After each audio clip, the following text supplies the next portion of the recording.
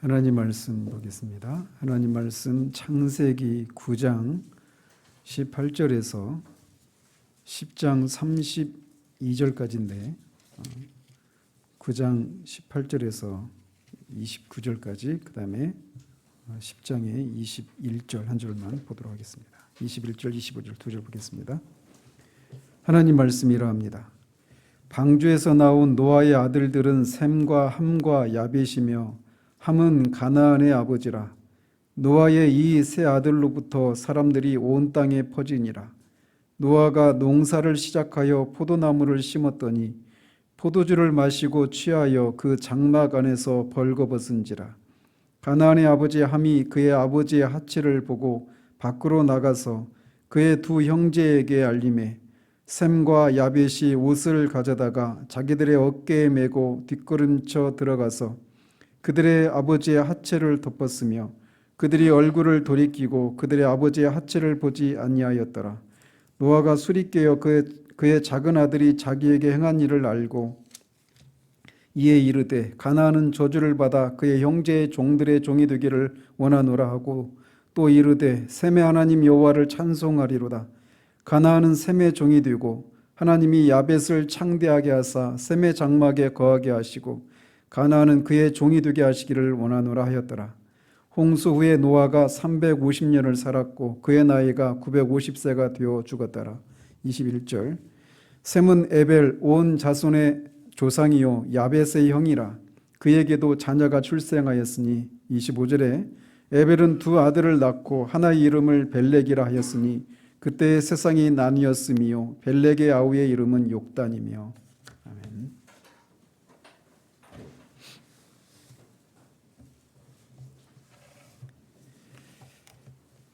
지난주에는 방주에서 나온 노아와 그의 아들들 그리고 모든 생물들과 하나님이 언약을 체결하신, 우리가 소위 노아 언약이라고 부르는 그 언약의 내용을 살폈습니다. 핵심은 인간의 사회 질서와 자연 질서를 보존하시겠다라는 것입니다. 언제까지? 땅이 있을 동안. 그래서 지금 지금 우리가 보고 있는 하늘과 땅이 있을 동안 그렇게 인간의 사회 질서와 자연 질서를 보존하시겠다라고 말씀하셨어요. 그래서 이게 없어지는 때가 있다라고 하는 것을 암시하고 있죠. 예수님이 오시면 이 땅이 없어집니다. 새롭게 되는데 그때까지 지금 우리가 보고 있는 이런 사회 질서와 자연 질서를 보존하시겠다라고 약속하신 내용을 살폈습니다. 이제 그렇게 방주에서 나온 이후의 삶을 이제 우리가 오늘 읽었던 이 본문에서 말을 해주고 있습니다. 먼저 18절을 보시면 모세는 방주에서 나온 노아의 아들들이 셈과 함과 야벳이라고 소개하고 있는데 특이한 것은 함이 가나안의 아버지다 이렇게 덧붙이고 있다는 겁니다. 우리가 가나안 족속이라고 하면 가나안 땅 이렇게 얘기해서 가나안이 어떤 지역 이름처럼 생각하는데 가나안은 사람 이름입니다. 그래서 이 함이 가나안의 아버지 이렇게 덧붙이고 있는데 이렇게 노아의 이 아들들의 이름을 언급하면서 특별히 함의 아들 가나안 이렇게 언급하고 있는 이유가 있는데 그게 뭐냐? 가나안이 이 성경의 역사에 있어서 관심을 가져야 할 인물이기 때문에 그렇습니다. 그래서 두 가지 측면에서 그런데 첫 번째로는 이제 우리가 뒤에서 살피게 될 것처럼 노아가 술에 취한 사건에서 함이 노아를 저주할 뿐만 아니라 그의 아들 가나안에게 저주를 하거든요. 그 이유가 뭔지는 뒤에서 살피도록 합니다. 이렇게 가나안이 저주를 받는 인물이 되기 때문에 여기서 먼저 가나안을 언급하고 있고 또 하나는 뭐냐? 이 가나안의 후손들이 성경 역사에서 하나님의 택한 백성인 이스라엘과 매우 긴밀한 그런 관계를 가지고 있는 인물이기 때문에 그렇습니다. 그래서 실제로 이제 이 창세기를 기록한 모세로부터 이런 얘기를 듣고 있는 이스라엘 백성들이 지금 어디를 향해 가고 있느냐면 가나안 땅을 향해 가고 있거든요. 너희들이 들어가려고 하는 가나안이라고 하는 땅이 어떤 유래를 가지고 있는지 이런 것들을 여기서부터 이제 설명해 나가기 시작하는 것이죠. 이렇게 노아의 이 세 아들들로부터 이제 사람들이 온 땅에 퍼지게 됨으로써 이 노아의 세 아들들이 새로운 인류의 시조가 됩니다. 홍수 후에 이렇게 노아의 아들들을 통해서 사람들이 온 땅에 퍼지게 된 것은 앞에 9장 7절에서 하나님께서 땅에 생육하고 번성해서 땅에 충만하라라고 하시는 이것에 이제 성취되는 그런 과정이라고 할 수가 있겠습니다. 그런데 어느 정도 시간이 흘렀는지는 모르지만 노아가 이 홍수 후에 포도나무를 심어서 포도주를 만들어서 포도주에 취한 사건이 발생을 합니다. 노아는 방주에서 나온 후에 아라랏산 근처에 머무른 것으로 추정을 합니다. 그런데 이 아라랏산은 터키 바로 위에가 아르메니아거든요. 그리고 그 옆에가 아제르바이잔. 이번에 아르메니아와 아제르바이잔이 전쟁을 했었잖아요. 기억나시죠? 뉴스 들으셨죠? 그 아라랏산이 그렇게 걸쳐 있단 말이에요.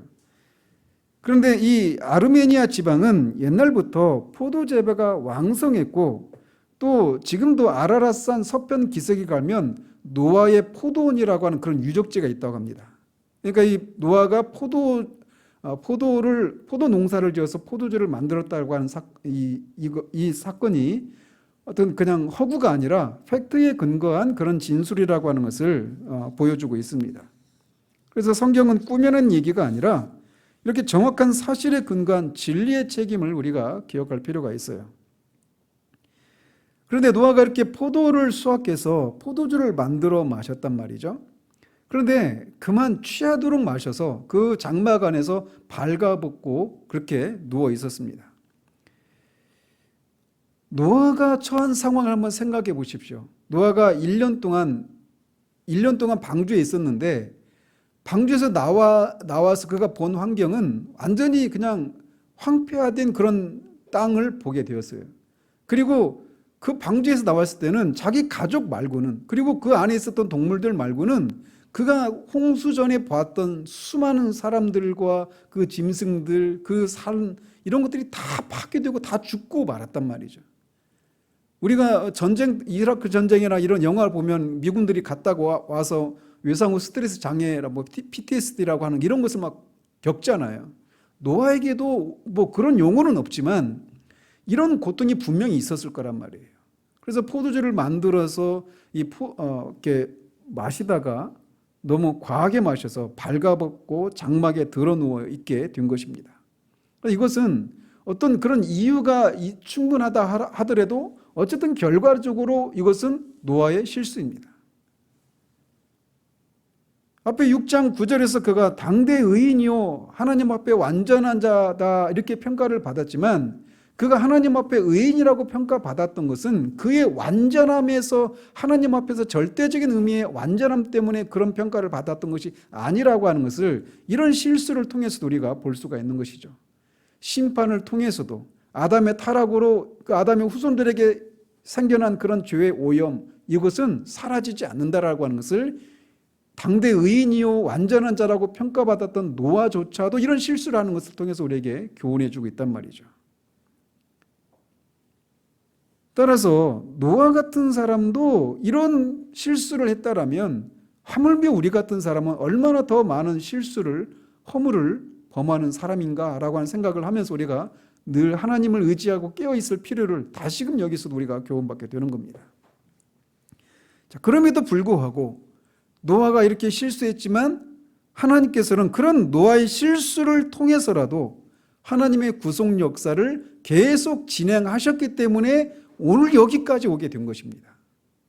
즉 이 사실은 이 노아에게서만 이런 모습을 보여주는 것이 아니라 아브라함도 마찬가지죠. 우리가 창세기를 계속 살펴보겠지만 이 창세기의 족장들 있잖아요. 아담, 그다음에 노아, 그다음에 아브라함, 이삭, 야곱, 요셉, 이런 족장들, 이스라엘의 족장들, 이 사람들도 다 보면 하나같이 다 실수를 했던 사람들입니다. 어떤 실수를 했는가는 우리가 더 면밀히 살펴보겠지만 성경에 나오는 우리가 위대한 신앙인이라고 하는 하나님의 사람들이라고 하는 사람들 중에 실수가 없는 사람이 아무도 없습니다. 모세는 살인자였죠. 다윗도 간음을 하고 살인교사를 했던 사람이에요. 솔로몬도 마찬가지고 어느 누구도 하나님 앞에서 허물이 없는, 죄가 없는 완전한 사람은 아무도 없어요. 그럼에도 불구하고 하나님은 그렇게 불완전하고 실수가 많은 사람들과 더불어서 그들을 사용하셔서 하나님 인류를 구원하시고자 하시는 하나님의 일을, 구속 역사를 진행해 가신다라고 하는 것을 우리가 교훈받게 되는 겁니다. 그래서 폴 오셔가 말하듯이 성경에는 위대한 하나님의 사람들이 있는 것이 아니라 위대한 하나님만 계시다라고 말을 하는 거예요. 왜? 이들은 이렇게 실수투성인 사람들이었기 때문에 그렇습니다. 인간의 죄가 그렇게 우리를 그런 실수와 허물과 죄를 범하는 그런 상태에 우리가 이렇게 머물러 있게 만들었던 것이죠. 너가 이렇게 술에 취해서 장막에서 발가보고 있을 때 그것을 함이 먼저 보았습니다. 셈, 함, 야벳 이렇게 아들의 순서가 이렇게 둘째 아들이죠. 함이 그러니까. 그런데 여기서도 다시 한번 가나안의 아버지 함이 보았다 이렇게 말을 하고 있어서 이 가나안이 앞에서도 말씀드린 것처럼 그런 이유 때문에 가나안의 이름을 언급하고 있는 것을 보게 됩니다. 그러면서 함이 노아의 장막에 들어간 것이 노아가 발가벗고 있는 것을 알았고 그것을 보기 위해서 들어간 건 아니잖아요. 어떻게 하다 들어갔더니 자기 아버지가 그렇게 발가벗고 있는 것을 본 거예요. 여기서 하체를 봤다는 얘기는 성기를 봤다는 겁니다. 그러니까 들어가서 본 것 자체, 그 자체는 잘못이 아닐 수 있는 거예요. 그런데 문제는 여기서 모세가 그 아버지 하체를 보고라고 말할 때 그 본다라고 하는 행위가 그냥 우연히 의도치 않게 그냥 우연히 내 눈에 그 함의 눈에 띈 것을 말하는 게 아니라 그렇게 해서 보여진 게 아니라 그가 어떤 목적을 가지고 아주 주도 면밀하게 즐기면서 그것을 봤다라고 하는 그런 의미가 담겨 있습니다. 그래서 군켈이라고 하는 신학자는 이 함이 동성애적인 변태 행위를 했을 것이다라고까지 추정을 합니다. 그런데 거기까지는 아니라 하더라도 최소한 그는 불순한 생각을 가지고 아버지의 하체를 그렇게 주도 면밀하게 본 거예요. 우연히 그냥 자기 눈에 띈 것을 말하는 게 아니란 말이죠. 그리고 더 나아가서 노아가 그렇게 발가벗고 하체를 드러내고 있는 모습을 보고 함이 밖으로 나가서 그의 두 형제에게 알렸다라고 기록하고 있습니다. 여기서 알렸다라고 하는 말이 어떤 경우에는 그냥 단지 그냥 어떤 사실을 정보를 전달하는 말하는 영어로 스피크의 그런 정도의 의미도 있지만 어떤 경우에는 이게 선언하다, 누설하다, 떠벌리다 또는 꿈이나 수수께끼를 막 해설해 준다, 해석하다 이런 의미도 담겨 있는 단어예요.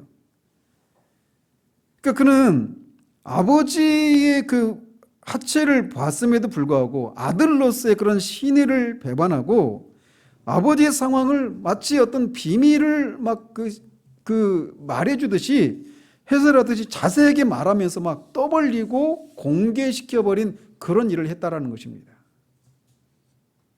이처럼 당시 함은 자기 아버지 노아에 대한 존경심이나 어떤 그런 신뢰 이런 것이 전혀 없었을 뿐만 아니라 이렇게 자기가 본 것을 형제들에게 형과 동생에게 막 떠벌리며 말하는 것을 통해서 그들도 자신이 본 그런 자신이 행한 이런 죄악에 이렇게 동참시켜서 자신의 양심을 이렇게 무마시키려고 한 그런 시도까지 한 것이라고 우리가 추측할 수 있단 말이죠. 따라서 이 함의 모습 역시 앞에서도 노아의 실수를 통해서도 말씀드린 것처럼 홍수 심판으로 아담의 타락으로 인한 인간의 오염이 죄의 오염이 사라지지 않았다라는 것을 말해주고 있는 거예요. 그리고 이렇게 함이 자기 아버지의 이 하체를 막 형제들에게 막 떠벌리고 공개하고 이런 모습, 이런 것은 사탄이 하나님의 백성들의 죄와 허물을 끊임없이 까발리고 막 들추어내고 하는 이런 것을 연상시키는 그런 모습이라고도 할 수가 있습니다. 그러나 그 함으로부터 그 얘기를 들은 셈과 야벳은 이 옷을 가져다가 여기서는 우리말에는 그런 뉘앙스가 충분히 드러나지 않는데 이 원어를 보면 이들이 그 말을 듣자마자 즉시 이런 행동을 했다라고 그런 뉘앙스가 전달되어 있습니다. 그래서 셈과 야벳은 옷을 가져다가 어깨에 메고 뒷걸음쳐서 들어가서 아버지의 하체를 덮었다라고 말하고 있습니다. 그들은 얼굴을 돌려서 아버지의 하체를 보지 않았습니다. 즉 셈과 야벳은 노아의 수치와 허물을 가려주려고 하는 그런 행동이었던 것이죠. 그래서 이게 이 함과는 전혀 대조되는 그런 행동을 취하는 거예요. 자문에서 말하고 있는 것처럼 허물을 덮어주는 자는 사랑을 구하는 자요, 그것을 거듭 말하는 자는 친한 것을 이간하는 자니라 라고 말하는데, 함은 후자에 해당되는 사람이었고 셈과 야벳은 전자에 해당되는 그런 모습을 보여줬다라고 말할 수 있죠. 또 한편 이 셈과 야벳이 이렇게 노아의 이 하체를 덮어주는 이런 행위는 그리스도의 의의 옷으로 우리의 허물과 죄를 덮어주시는 하나님의 이 행동을 연상케 해주는 그런 행동이라고 할 수가 있겠습니다. 이렇게 술에 취해서 이렇게 누워있는, 벌거벗은 채 누워있는 동안에 그런 일이 진행됐는데, 노아는 술에 깨어서 그것이 그의 작은 아들이 자기에게 한 일을 알고 그를 저주합니다. 그 저주의 내용은 가나안은 저주를 받아서 그의 형제 종들의 종이 되기를 원한다라는 것입니다. 그 형제 종들의 종이니까 정말 가장 천한 종이 되기를 원한다라고 하는 그런 내용인 것이죠. 그런데 우리가 주목할 것은 22절에 의하면 함이 노아의 하체를 보고 그것을 떠벌렸는데, 저주를 받는 대상이 누구라고 말을 하냐면 가나안이 저주를 받아 이렇게 말하고 있어요. 이 가나안은 함의 넷째 아들입니다. 왜 죄를 저지른 것은 함인데 그의 넷째 아들 가나안이 저주를 받는가? 이것에 대해서 여러 의견들이 있는데, 당시 가나안이 함이 노아를 모독하는 현장에 같이 있었을 것이다 이렇게 추측하거나, 또는 먼저 가나안이 그거를 보고 자기 아버지 함에게 그거를 알려줬을 것이다 라고 그렇게 얘기를 하기도 합니다. 그리고 노아를 모독하는 아버지의 그 일에 막 가나안이 더 적극적으로 거기에 참여했을 것이다 이렇게 추측을 하기도 하고, 또는 가나안이 이미 이때 이미 하나님의 말씀에 순종하지 않고 죄에 익숙해져 있기 때문에 그런 가나안의 그런 것을 노아가 이 예언자적인 그런 통찰력을 가지고 이렇게 저주를 했을 것이다 이렇게 얘기를 합니다. 또는 어떤 분은, 아더핑크 같은 분은 이렇게 얘기하죠. 우리가 부모가 잘못했는데 그 부모를 벌하는 것 중에 가장 큰 형벌이 뭐냐? 자기 자식이 벌을 받는 거예요. 나 때문에 자식이 벌을 받는, 이런 것을 볼 때 부모가 자기가 저지른 형벌의 그 벌이 얼마나 큰가를 더 크게 느낄 수 있지 않겠느냐 이렇게 얘기를 하기도 합니다. 근데 어쨌든 가나안은 분명히 아버지 함이 이렇게 잘못을 범하는 것과 어떤 식으로든지 연관이 되어 있었기 때문에 연관이 되어 있었고, 또 아들 가나안을 저주하는 것을 통해 함의 그 잘못에 대한 형벌을 더 크게 하고자 하는 그런 이중적인 그런 효과를 가지고 이렇게 저주를 했다 이렇게 보는 것이 합리적으로 보입니다. 한편 이렇게 가나안이 이 셈과 야벳의 종들의 종이 될 것이라 라고 하는 이 노아의 이 예언은 실제로 역사에서 그대로 성취가 됩니다. 그래서 셈의 후손이 아브라함이고 아브라함 후손들이 이스라엘 백성들이잖아요. 그래서 이 셈의 이 가나안 이 사람들이 이 여호수아의 정복 전쟁 때 많은 사람들이 가나안 족속들이 죽거나 종이 되죠. 기본 족속 같은 경우는 그렇게 종이 되고, 솔로몬 때 이렇게 완전히 이들이 그 이스라엘의 완전히 종이 되는 것을 통해 셈의 종들의 종이 되는 그런 일이 성취가 됩니다. 그리고 또 함의 이 가나안 족속, 함과 이 가나안 족속들이 결국 역사 속에서 야벳의 또 그런 종들이 되는 그런 역사 속에 그런 역사가 실제로 성취가 됩니다.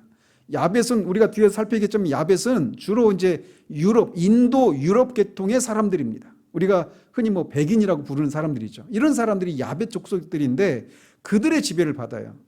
그래서 이 사람들이 나중에 보면은 이 페르시아나 아수르나 페르시아 또 마케도니아가 헬라죠.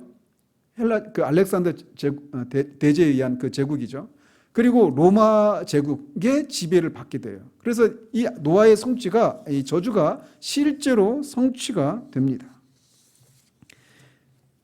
그러나 이렇게 함에게는 이 저주를 내리는 반면 셈과 야벳에게는 축복을 합니다. 그 내용을 보면 셈의 하나님 여호와를 찬송하리로다. 가나안은 셈의 종이 되고라고 축복을 합니다. 하나님 여호와를 이 셈의 하나님 여호와 이렇게 부르고 있는 것은 셈이 특별히 하나님 말씀을 순종하는 경건한 자였다라고 하는 것을 암시해 주고 있습니다. 또 하나님께서 1차적으로는 셈의 후손들과 더 긴밀한 관계를 맺을 것임을 나타내 주고 있는 것이기도 합니다. 특별히 여기서 하나님 여호와, 이게 원어로는 엘로힘 여호와 이렇게 되어 있어요. 엘로힘은 우리가 창세기 1장에서 살핀 것처럼 천지를 창조하시고 그것을 심판하시고 통치하시는 권능의 하나님의 이름이 엘로힘입니다. 근데 그 권능의 하나님 엘로힘, 그리고 여호와는 언약을 반드시 지키시는 그런 언약의 하나님의 이름이 여호와예요. 그래서 셈의 하나님 여호와가 여호와를 찬송하리로다, 이 말은 셈이 그런 권능의 언약을 지키시고 권능의 하나님이, 그 하나님이 그와 함께 하시고 그로부터 그가 복을 누리게 될 것이다라고 하는 것을 말해주고 있는 거예요. 그래서 결국은 셈에게 내린 그 축복의 내용은 셈이 하나님과의 그런 관계 속에서 영적인 그런 복을 누리게 될 것이라고 하는 것을 그렇게 누리기를 바란다라고 축복을 하고 있는 겁니다. 그리고 실제로 이 셈의 후손을 통해서 아브라함이, 다윗이, 예수 그리스도가 그렇게 오게 되는 거예요. 그래서 실제로 이 셈을 향해 한 이 축복도 역사 속에 실제로 성취가 되고 있는 것이죠. 또 야벳에게는 하나님이 야벳을 창대하게 하사 셈의 장막에 거하게 하시고 가나안은 그의 종이 되게 하시기를 원하노라 라고 축복을 합니다. 그래서 셈에 대한 축복이 하나님의 권능을 강조하는 명칭인 엘로힘과 언약을 맺으시고 신실히 지키신 하나님의 이름인 여호와와 함께 쓰여서 셈을 축복하잖아요. 그런데 여기서는 야벳에 대해서 축복할 때는 엘로힘만, 그렇게 그 엘로힘이라고 한 이름만 사용해서 그렇게 축복을 하고 있는 그런 차이가 있어요. 그래서 이런 차이는 말씀드린 것처럼 셈에 대한 축복은 주로 영적인 것과 관련된 복을 주시기를 축복하고 있는 것이라면, 이 야벳은 육적이고 물리적이고 현세적인 그런 측면이 강조되어 있다라고 이렇게 볼 수 있습니다. 야벳이 창대하게 되기를 바란다, 이 얘기는 그의 후손이 창대하게 될 것을 말하는 거예요. 그리고 또 셈의 장막에 거하기를 바란다라고 하는 것은 셈이 받은 복의 핵심은 뭐예요? 영적인 복이란 말이에요. 그 복을 야벳이 나누어 가지게 된 것을 의미합니다. 따라서 방금 말씀드린 대로 셈이 주로 영적인 복을 누리는 것에 강조점이 있는데, 야벳도 직접적인 방식은 아니지만 셈이 누리는 그런 영적인 복을 같이 누리게 된다라고 하는 것을 의미하는 거예요. 그래서 실제로 이 둘을 향해서 내린 축복도 역사 속에서 그대로 성취가 됩니다. 그래서 말씀드린 것처럼 셈의 후손인 아브라함의 가게에서 메시아가 태어나시고 구원의 종교인 기독교가 탄생하게 되죠. 그리고 야벳도 마찬가지예요. 야벳도 이 처음에 이 예루살렘에서부터 복음이 전파되기 시작해서 사도 바울이 이제 소아시아 지역으로 막 갔잖아요. 그런데 이 아시아 지역으로 가려고 하는데 비두니아에서 하나님이 성령께서 막으시고 어디로 들어가라고 말씀하시냐면 마게도니아로 들어가라고 말씀하셔요. 그 처음 들어간 도시가 빌립보죠. 거기서 이제 이 자주장사 루디아를 만나죠, 거기서. 그래서 빌립보 교회가 거기서 처음 생겨나는 거예요. 근데 바로 그 마게도니아 지역, 거기가 야벳 족속들이란 말이에요. 거기가 유럽이 다. 그래서 실제로 그렇게 해서 이 노아의 이 축복이 야벳이 기독교 문화권에 속해서 그 복을 향유하는 것을 통해 그렇게 성취가 됩니다. 그래서 지금은 이제 많이 쇠락했지만 인류 역사 가운데서 이렇게 이 야벳 족속. 그래서 유럽의 이 대부분이 다 기독교 문화권 안에 있고 여기서 건너온 미국도 마찬가지로 그렇게 되는 것을 역사 속에서 우리가 보게 되는 거죠. 어쨌든 노아를 통해서 이렇게 많은 노아를 통해서 함을 향해서 내린 저주, 그리고 셈과 야벳을 향해서 내린 축복이 실제로 역사 속에서 성취되는 것을 우리가 목격하게 되는 거예요. 그래서 성경에서 기록하고 있는 이런 모든 것들이 아무 의미 없이 그냥 기록된 것이 아니라고 하는 것을 우리가 보게 되고, 오랜 세월이 흘러서 되어질 일들이 실제로 여기서 그렇게 예언하고 있는 것을 통해서 하나님이 정말 전지하시고 역사를 주관하신 분이시라고 하는 것을 간접적으로 우리에게 교훈해 주고 있는 것입니다. 이런 일을 기록한 이후에 노아는 홍수 후에 350년을 살고 950세에 죽었다라고 기록하고 있습니다. 노아가 950년을 살았으니까 아담보다도 더 많이 살았죠. 아담이 930세를 살았고, 그리고 가장 오래 산 사람이 무드셀라 969년인데 거기보다는 19년이 더 적게 살았죠. 그럼에도 불구하고 950세를 살았으면 어마어마하게 장수를 한 것이죠. 그런데 우리가 11장에 이제 다음 주에 살펴보게 될 이 셈의 족보를 보면, 이 11장부터는 이 노아의 아들 셈에게서부터 이제 그 셈이 100세에 100세 아들을 낳습니다. 셈이 처음으로. 근데 그 아르박삿을 낳는데 아르박삿부터 이제 쭉 그 뒤로는 처음으로 출산 그 자녀를 낳은 그 기록이 대부분 30대예요. 아브라함의 아버지 데라 같은 경우에 70대에 처음으로 이제 그 자식들을 낳지만 대부분 그 전까지는 다 30대 또는 20대에 낳는 사람도 있어요. 첫 아들을. 그러니까 이제 그 노아부터 아브라함까지 10대거든요. 차이가. 그러니까 10대면 30세 때 아들을 낳기 시작하면 한 세대가 30대라는 얘기잖아요. 30년이라는 얘기잖아요. 그러니까 350년이면 10세대를 보는 거예요, 노아가. 실제로 노아가 죽었을 때 아브라함의 나이가 계산해 보면 58세입니다. 그러니까 노아가 이 홍수 후에 바벨탑 사건이 뒤에 에벨과 벨렉 때 일어나거든요. 그러니까 바벨탑을 쌓고 바벨탑을 인해서 하나님의 저주를 받아서 언어가 혼잡하게 되는 것도 목격했던 거예요. 그러니까 노아가 그 이후에 그런 시간을 살면서 그렇게 그 10대를 보는 시간을 살았던 거예요. 그런데 그 시간을 살면서 그가 뭐 했을까요? 그는 분명히 그가 홍수 전에 보았던 그런 이 세상의 그런 모습들, 그리고 하나님이 자기에게 방주를 만들라고 하셨던 것들, 방주를 만드는 과정, 방주 안에서 일어났었던 것들, 방주를 통해서 자신이 구원받은 이야기들, 이런 것들을 그 후손들에게 얘기해 주지 않았겠어요?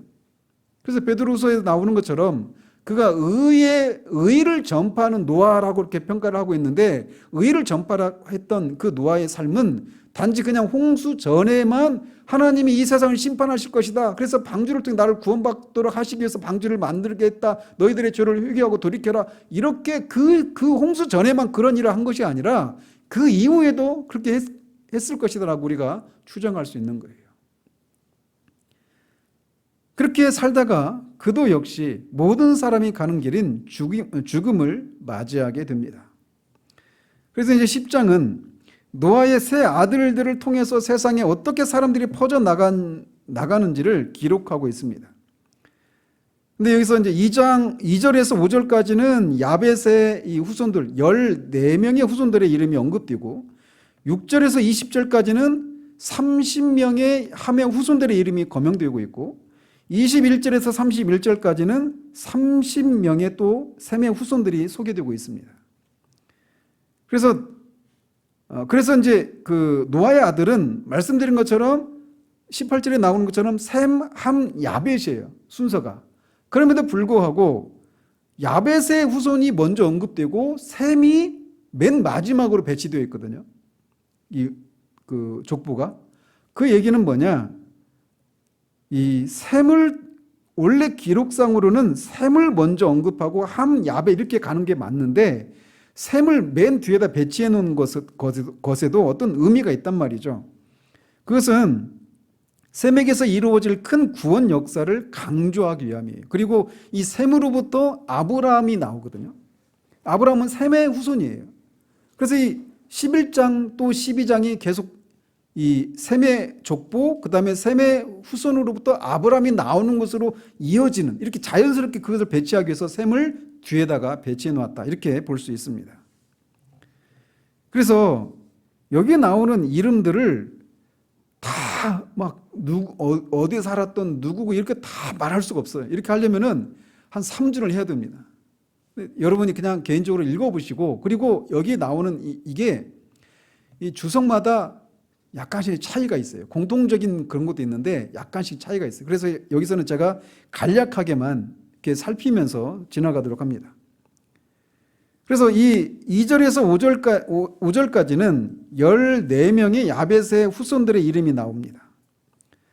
그래서 고멜, 이 사람들은 다 어떤 사람들이냐? 야벳은 아까 말씀드린 것처럼 인도, 유럽, 그 다음에 아리안족, 이런 사람들이에요. 이런 사람들이 주로 이제 야벳 족속이란 말이죠. 그래서 고멜, 이 사람은 역대상과 에스겔에 2번 등장합니다. 요세푸스에 의하면 이 고멜이 이 신약의 갈라디아서 있죠. 이 갈라디아 사람들일 것이다, 이렇게 얘기를 해요. 또 마곡이라고 하는 이름이 나오는데, 이 마곡은 역대상과 에스겔서 38장에 등장하는데, 나중에 이제 요한계시록에서도 이 마곡이라고 하는 이름이 등장합니다. 곡과 마곡, 그리고 그 하나님을 대적하는 그런 군왕들이 다 모여가지고 아마겟돈에서 최후의 전쟁을 벌이는 그 장면이 나오는데, 거기에 등장하는 이름이 마곡이에요. 그래서 이 마곡 역시 뭐 사람마다 좀 다른데 이 갈그미스다, 이렇게 얘기를 합니다. 그리고 마대는 메대 족속이에요. 다리오 왕이 메대 그 제국을 세우잖아요. 페르시아, 그 바벨론이어서 메대, 그 다음에 페르시아, 이렇게 제국이 이어지는데 그 메대, 영어로 미디아라고 하죠. 그 메대 족속이 마대예요. 그리고 야와는 그리스인입니다. 헬라스 사람 이오니안 사람들을 추정하고, 두발은 이 메소포타미아 북쪽의 티바네인들, 이렇게 말해도 다 누군지 모르죠. 그래서 제가 그냥 간략하게 이렇게만 한번 듣고 그냥 지나가십시오. 몰라도 상관없는 거니까.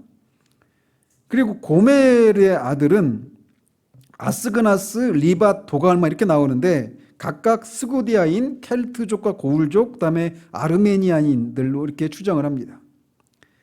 그래서 야완의 아들들은 다 뭐냐면 헬라 종족들의 조상들이에요. 그렇게 14명의 야벳의 후손들의 이름이 등장합니다. 그러면서 5절에 이들로부터 여러 나라 백성으로 나뉘어서 각기 언어와 종족과 나라대로 바닷가의 땅에 머물렀다, 이렇게 기록되어 있어요. 그래서 이제 실제로 언어가 나뉜 것은 바벨탑 사건 이후잖아요.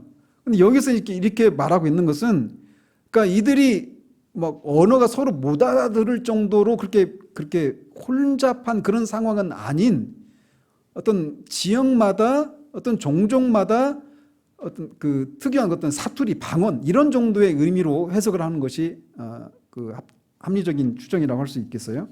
그래서 이 사람들이 이제 야벳의 후손들로부터 이렇게 유럽, 오늘날의 유럽, 인도, 아리안족에 해당되는 이런 사람들이 이제 주로 이제 그 카스피해, 흑해, 이런 지중해 이쪽 근처를 중심으로 해가지고 흩어져서 그렇게 살게 되었습니다. 그리고 6절에서 20절까지는 함의 30명의 후손들의 이름이 나옵니다. 함에게는 4아들이 있었는데 그들은 주로 아프리카와 아라비아와 팔레스타인 지역에 주로 흩어져 살았어요. 그래서 구스, 미스라임, 붓, 가나안, 이렇게 4아들이 있는데, 구스는 통상 이디오피아 있죠. 거기를 주로 통상적으로 가리키고 있고, 미스라임은 애굽입니다.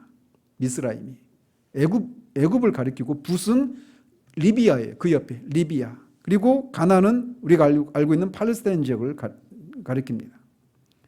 그래서 구스의 아들들의 이름이 계속 언급이 되는데, 그 구스의 아들들 중에 특별한 아들의 이름을 언급하는데 그게 그 사람이 니무롯이에요. 니무롯. 그에 대한 기사가 9절에서 12절까지 4절에 걸쳐서 그렇게 기록하고 있어요. 그만큼 이 니무롯이라고 하는 사람이 아주 유명한 그런 사람이었기 때문에 이렇게 특별히 그의 아들의 이름을 행적을 기록하고 있는 겁니다. 근데 니무롯이라고 하는 이름의 뜻은 대적하다, 반역하다라고 하는 뜻의 마라드라고 하는 단어에서 나온 그런 이름이에요. 그래서 니무롯이라고 하는 이름 자체가 대적자 이런 뜻입니다. 그러니까 벌써 이제 함의 자손들 중에 3의 아들, 구스의 아들들 중에 니무롯이라고 하는 이름을 지었는데 대적자라고 하는 이름을 지은 거예요. 누구를 대적하는 존재일까요? 하나님이죠. 그의 이름에서 알 수 있듯이 그는 하나님의 뜻을 대적해서 침략과 압제로 백성들을 지배한 당대 폭군이요 전제 군주였음을 알 수 있습니다. 그래서 유대 역사가 요세푸스에 의하면 이 니무롯이 바로 바벨탑을 쌓자고 주동했던 인물이라고 추정을 하는데 그게 합리적인 추정이에요. 바벨탑을 쌓는 것은 그냥 어떤 다보탑 이런 걸 말하는 게 아닙니다. 그러니까 하늘 위로 쌓자 이 얘기는 이제 다음 주에 살피겠지만 홍수를 하나님이 심판을 하셨잖아요. 근데 그 홍수로도 침몰하지 못할 정도로 높은 데를 쌓자라는 거예요.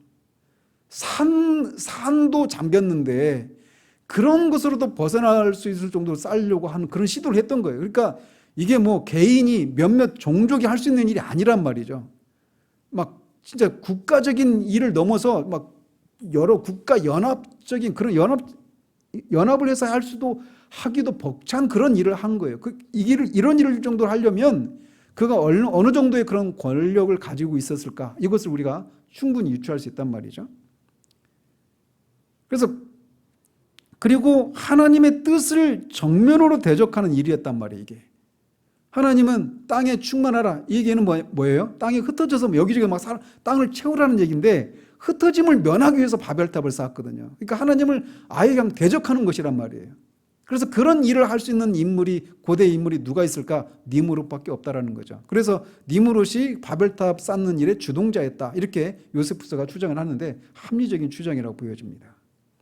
그러면서 그는 세상의 첫 용사라고 하는데 이 용사에 해당되는 히브리어 단어가 기쁘르라고 하는 단어인데 이거는 영웅, 용사처럼 긍정적인 의미로도 번역을 할 수 있지만 폭군, 압제자라고 그렇게 부정적인 측면에서도 번역할 수 있는 단어예요.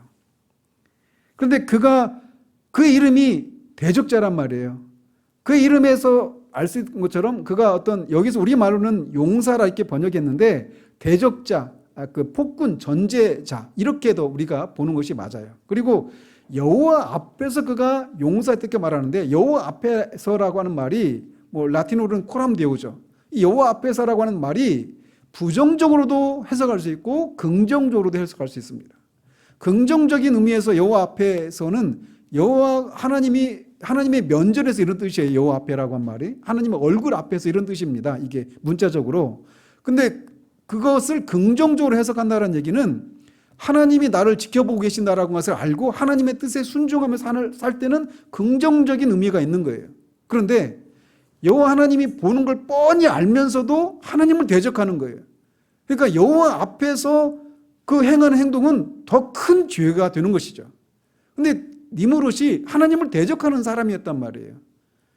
그리고 그렇기 때문에 여호와 앞에서 하나님이 지켜보시는 것을 뻔히 알면서도 그것을 짐짓 대적하면서 하나님의 뜻을 거스르는 그런 삶을 살았던 그런 사람이 니무롯이었다. 이렇게 말하고 있는 거예요. 그래서 70인역이나 이 고대 교부들은 다 니무롯을 부정적으로 해석을 합니다. 그리고 니무롯이 함의 아들 구스의 아들이잖아요. 그렇게 부정적으로 해석하는 것이 맞습니다.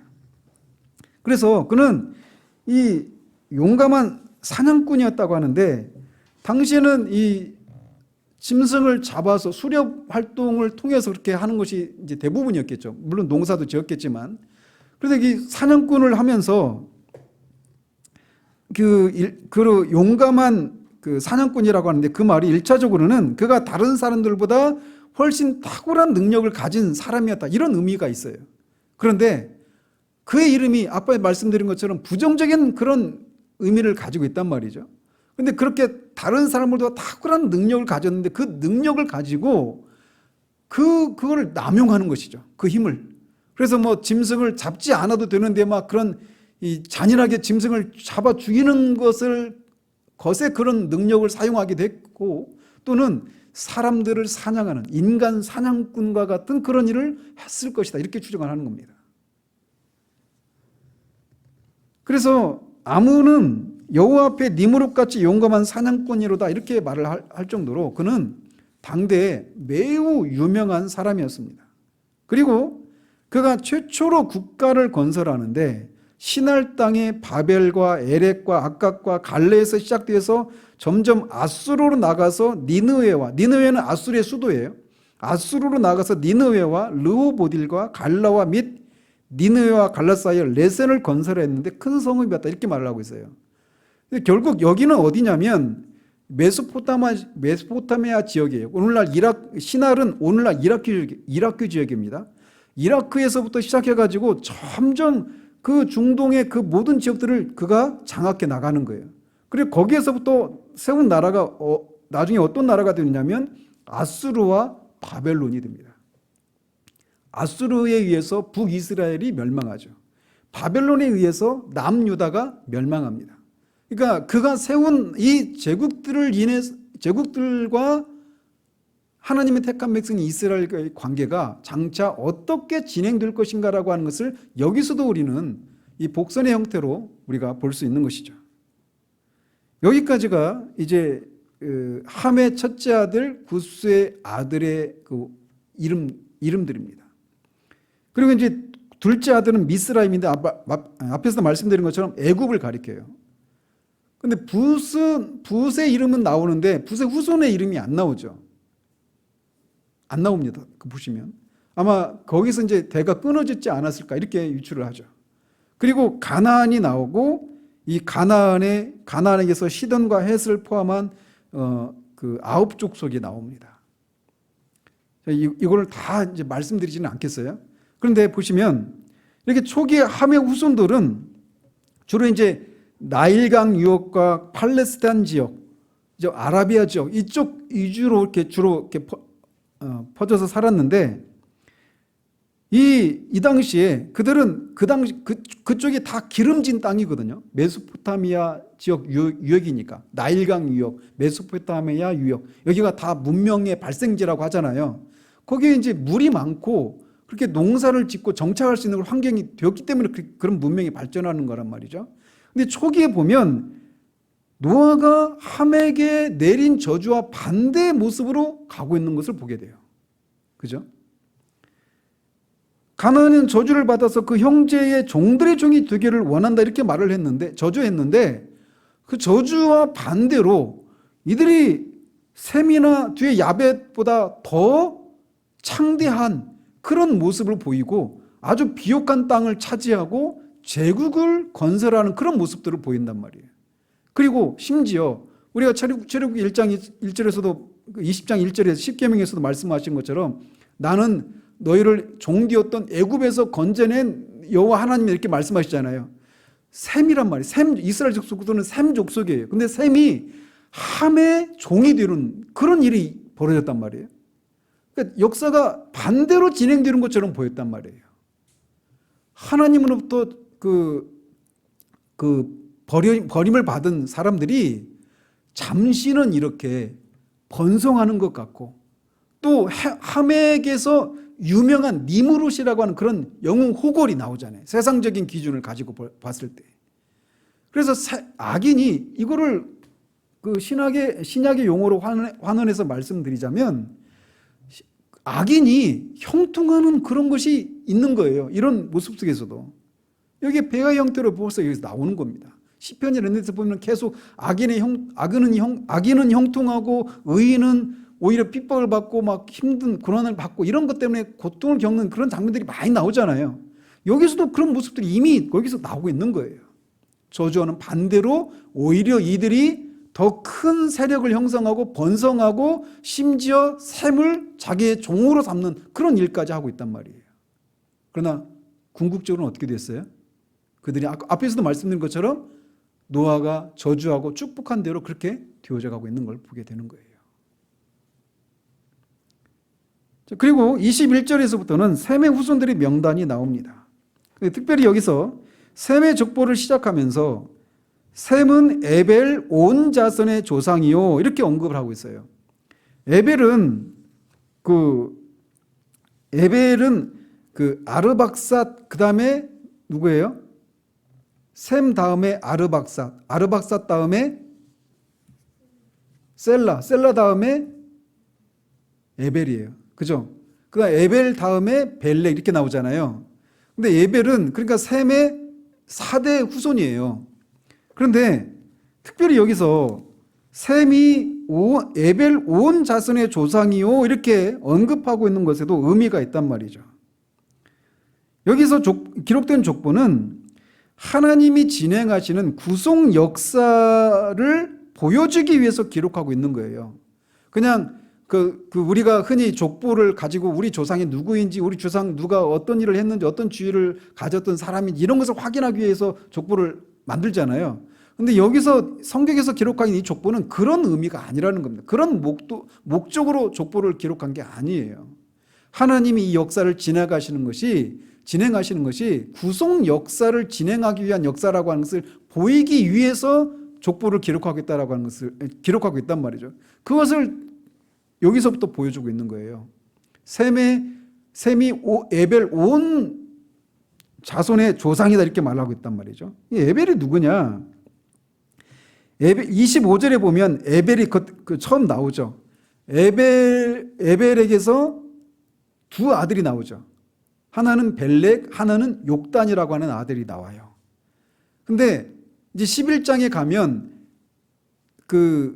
에벨, 벨렉, 그 다음에 벨렉에게서 나온 아들의 이름으로 이어지고 아브람까지 이어집니다. 그러니까 에벨 자손의 조상이다 이렇게 얘기하고 있어서 결국 강조하고자 하는 게 뭐냐? 에벨, 벨렉, 그 다음에 아브람으로 이어지는 이 계보가 하나님의 구속 역사를 이루어 가시는 계보다라고 하는 것을 말해주고 있는 거예요. 그래서 에벨이라고 하는 이름이 특이한데, 이 에벨이라고 하는 이름이 건너다라고 하는 그런 뜻이 있는 아바르에서 나온 단어입니다. 그래서 에벨이라고 하는 뜻은 건너온 자 또는 건너편 이런 뜻이에요. 여기서 에벨이라고 하는 단어가 이렇게 건너온 자 또는 건너편 이런 뜻인데, 이 에벨에게서 어떤 단어가 나오냐면 이 이브림, 그러니까 건너온 자 또는 이 건너편이라고 하는 뜻의 이브림이라고 하는 단어가, 이브림이라는 단어 어근과 이 에벨이라고 하는 단어의 언어가 같아요.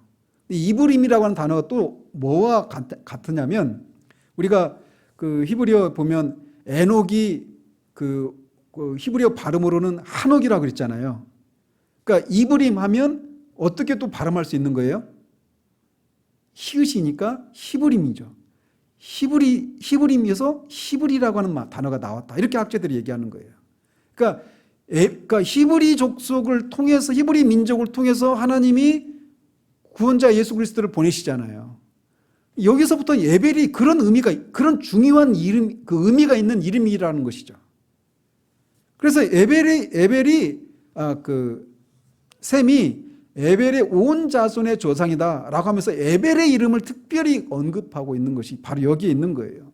그래서 실제로 히브리 사람 아브람이라고 하는 이름이 이제 14장에서 처음 등장합니다. 롯이 소돔에서 이렇게 살다가 사로잡혀 갔잖아요. 포로로 잡혀갔잖아요. 그때 이제 그 소식을 알려줄 때 처음으로 히브리 사람 아브람이라고 하는 단어가, 히브리라고 하는 단어가 처음 나와요. 히브리라는 단어가 어디서 나왔는가라고 할 때 그가 건너온 자라는 겁니다. 어디서 건너왔느냐? 유프라데스 강을 건너서 가나안 땅으로 들어온 그런 사람이라는 것을 말해주는 것이죠. 그래서 히브리 사람은 문자적으로는 건너온 사람들이에요. 강 건너편에서 건너온 사람들. 근데 그 이름이 어디서부터 연유하느냐? 에벨에서부터 연유한다라는 것이죠. 그런 의미로 에벨이라고 하는 이름을 특별히 언급하면서 셈의 이 후손들의 이름을 열거하기 시작하는 거예요. 그래서 여기도 마찬가지로 그 이름들 하나씩 다 살펴볼 수는 없어요.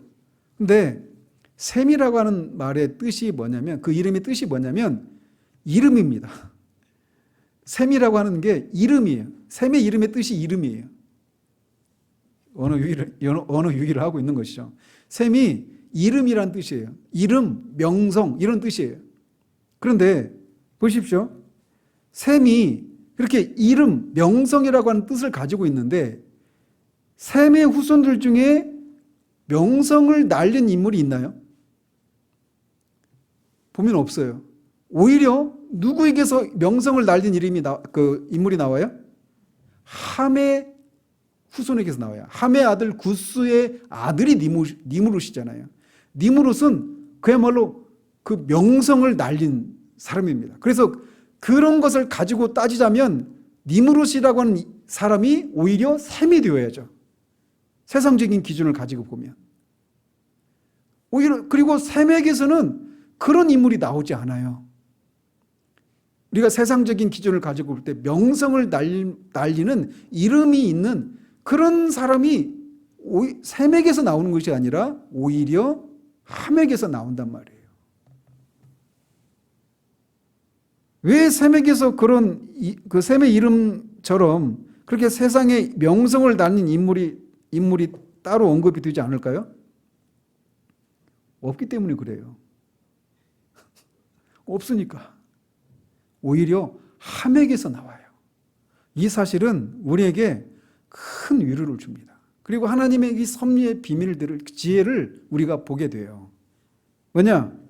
이렇게 비록 셈의 족보는 셈, 아르박삿, 셀라, 에벨, 벨렉으로 이어지는데 세상의 기준으로 보면 그들은 니므롯과 같이 그런 유명한 인사들이 아니었어요.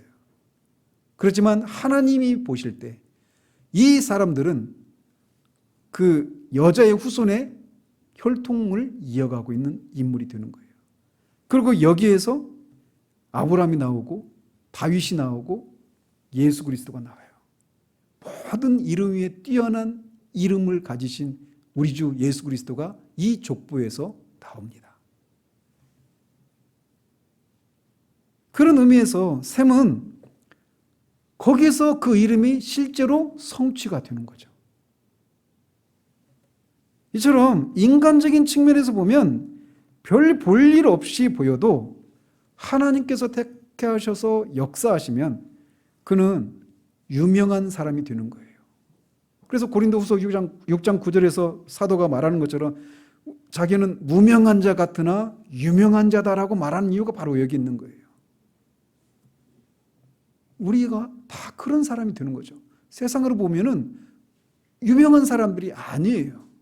그러나 하나님의 이름에, 하나님의 생명책에 이름이 올려져 있고 모든 이름 위에 뛰어난 분이신 예수 그리스도의 그런 신부로 택함을 받은 그런 사람이 되는 거예요. 오늘 우리는 정말 생소한 이름들로 가득한 이 노아 아들들의 족보를 살폈습니다. 이 사람들은 소설 속에 등장하는 가공의 인물들이 아니라 우리가 살고 있는 이 역사 속에 실존했던 사람들입니다.